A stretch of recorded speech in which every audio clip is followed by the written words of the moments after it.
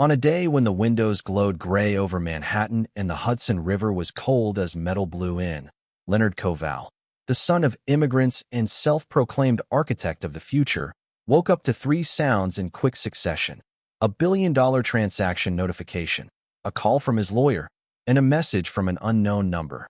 Your kingdom is built of smoke. It will catch fire at midnight. He didn't believe in omens. He believed in tables, graphs, the pressure of hands and signatures. But his fingers suddenly became slippery, as if invisible sweat had appeared on them. When he opened his laptop, he saw short sales of his own stocks, synchronized, almost musically calibrated, as if someone knew the face of his tomorrow's decisions.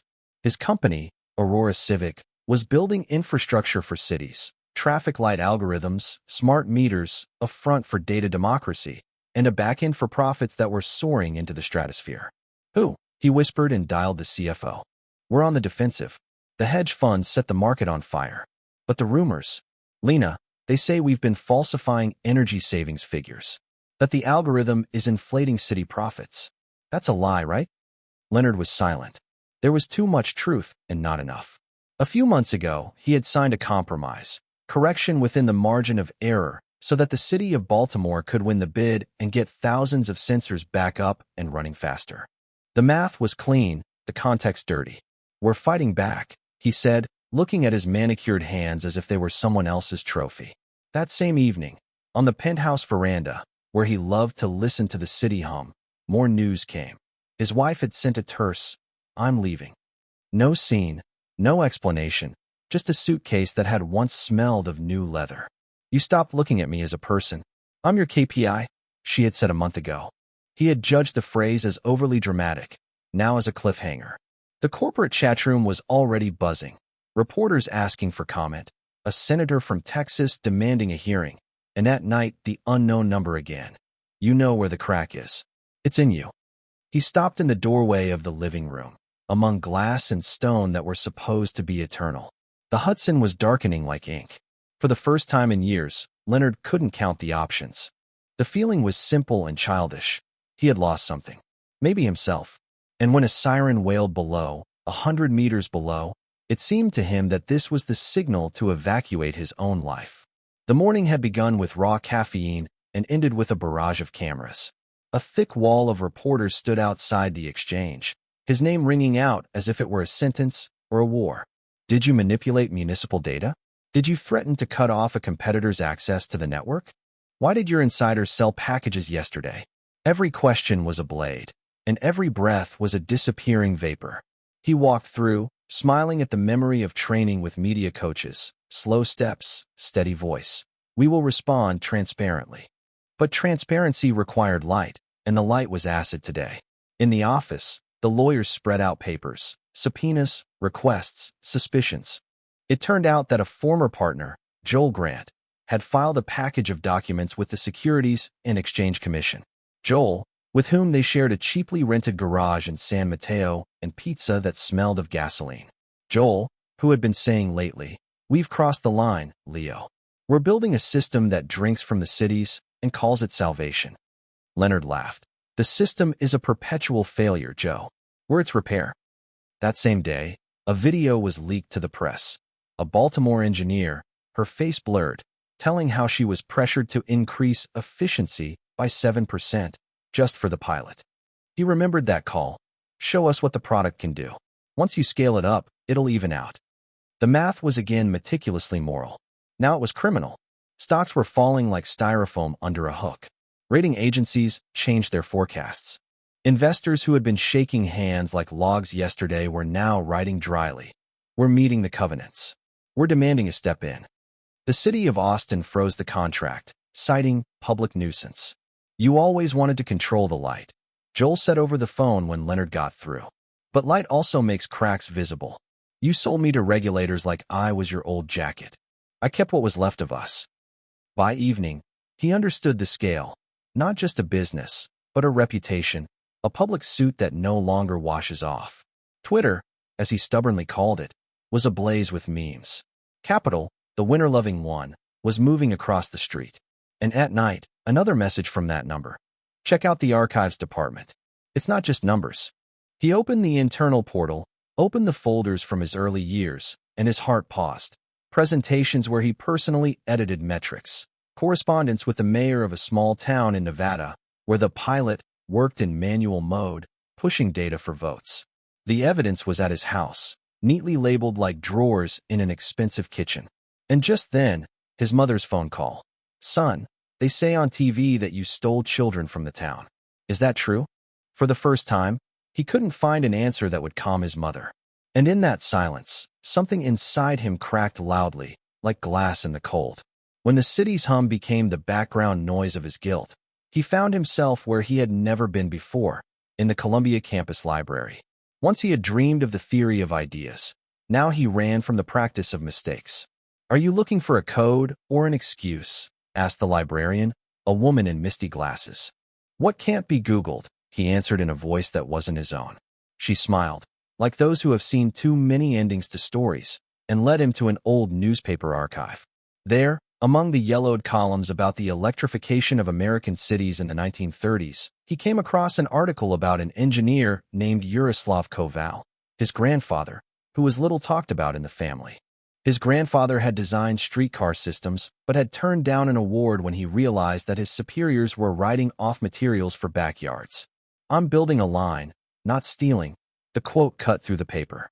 "You don't seem to have found the numbers," the librarian said, noticing his hands shaking over the newspapers. "Found the verdict," he replied. "Or the key." A girl in a gray raincoat caught up with him at the library door. "My name is Isla. I worked in contractor auditing. You have enemies, but there's a bigger story." She dropped an envelope on the table in a cheap cafeteria across the street. Inside the envelope were cover letters from a team of opponents, a network of volunteer experts who had spent years pushing competitors out of the market by funding public coalitions. Their method was to declare technologies dangerous and then buy them at a price proven by the crisis. And among the signatures was the familiar name of Joel Grant as an outside consultant, but with dates that made his exposure seem two-faced. "Why are you telling me this?" Leonard asked. "Because I too made the choice to remain silent. And I see where it leads. And you believe I'm worth a chance?" "No. I believe the system needs the truth more than an excuse." At night, they put together a puzzle. His letters, her documents, his grandfather's old articles, excerpts from contracts. It turned out that error had become a currency. It was bought, sold, disguised as innovation. He saw himself as the master chess player in this game, but he turned out to be a piece that had learned to walk gracefully. At the end of that night, Isla showed the last file, an audio recording of a conversation between two people, one of whom was a gentleman with a mocking tone, the other Leonard himself, a year ago, when he had agreed to a transition period with manual smoothing of indicators. "While we build a real product, give us an artificial heartbeat," he said on the recording. "Hearing your own lie is the harshest truth." He leaned back in his chair, and the city outside the window breathed, like a giant oblivious to your drama. And at that moment he realized, if Grandpa could stop a tram because of theft, he could stop his own train, even if it had the whole world on it. The Senate hearings looked like a temple for penance rituals. Cameras, flags, raspy microphones, public faces on the verge of anger and pleasure, and a front row seat for Joel, who kept his gaze level like a plumber's level. Before he spoke, the lawyer had whispered, "Stay within bounds. We're talking about systemic challenges, about mistakes, but not about wrongdoing." Leonard nodded, and felt something in him disconnect from the plan like a cable slipping out of a port. Isla sat in the hall without signs, only with eyes that didn't need a victory to see the world. "Mr. Smith, did your company knowingly overstate its performance figures?" The first question came in short, like a gunshot. He inhaled. "Yes," he said, "and I'm the one who allowed it." The lawyer sighed as if the ceiling had fallen on him. The room could hear the clicking of pens. "But," Leonard continued, "this was not a conspiracy to cheat cities for profit. This was pride multiplied by fear. We were building a precision machine and were afraid to show its imperfections. And so, we resorted to transitions that have become a practice. I apologize publicly, to the communities, to the employees, to my team. And I am releasing the full register of our internal correspondence and minutes into the public domain. Do you realize that you have just signed a sentence for yourself?" The committee chairman hissed. If you call a sentence a chance to cut this knot, yes. He then outlined a scheme of public coalitions and experts who were manipulating the market, not naming names, but providing threads that led to the right doors. He did not justify himself, but he did not allow himself to be made a totem of all corruption. And when senators tried to reduce everything to two colors, guilty/innocent, hero/crook, he spoke of a third, human, about the broken spring that makes us capable of creating and destroying with a single gesture. After the hearing, his shares fell even lower, boards demanded his resignation, and banks, early repayment. He knew, either he would sell the empire for next to nothing, or break it into pieces and give it to cities under an open-source license. All or nothing sounded in his head in English, like a mantra from a clip he had seen in his 20 years. You're crazy, the CFO said when Leonard announced the plan. Dissolve the central structure. Bring the algorithm core into the public domain, keeping only the service units for support. Maybe. But if we really are building infrastructure for people, now is the time to check whether we can do it. You will lose everything. And what do I have? He looked at the empty penthouse, at his wife's suitcase, who had never returned. At night, he signed the bundles of documents. It looked like a personal bankruptcy of ambition and the birth of something that did not belong to him.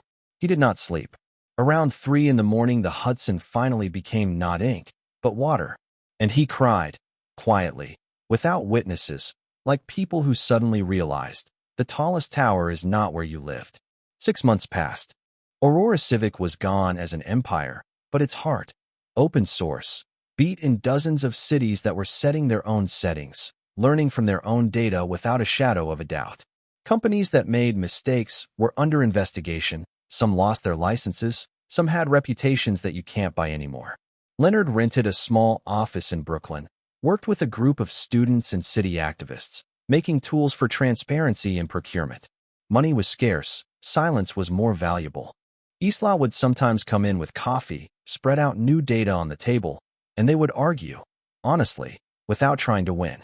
One evening, he drove to a small town in Pennsylvania, where their algorithm was now running in a modification created by a local school. At the city council, an old man in a tattered baseball cap thanked him, without pathos, as if he had fixed the light in the driveway. Leonard listened and thought, I'm not a hero. I'm a mechanic who finally stopped stealing from a warehouse. On his way back, he stopped at the bridge and looked out at the water.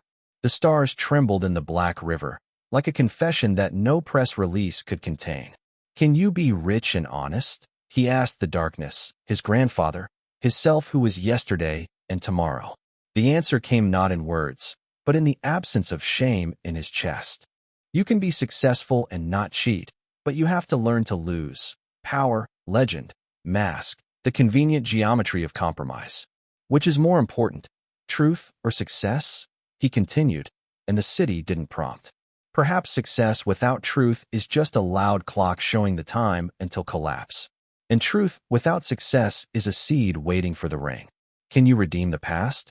Only if you admit that it is not for sale. It can be relived here, in other decisions, when no one is looking. In those silent movements that are invisible to the markets but change faces in the morning. He wrote a letter to his wife, not an attempt to return, but gratitude and the fact that he finally sees people not as variables in a model. There was no answer, and that was also true. On the way home, he opened his grandfather's old note and reread. I build a line, not a theft. There was no longer any invisible sweat in his fingers, only fatigue and peace. The American sky, big and indifferently honest, hung above him as a reminder. We are small until we choose. And when we choose, we become equal to our actions. And that is perhaps the only wealth that does not burn at midnight.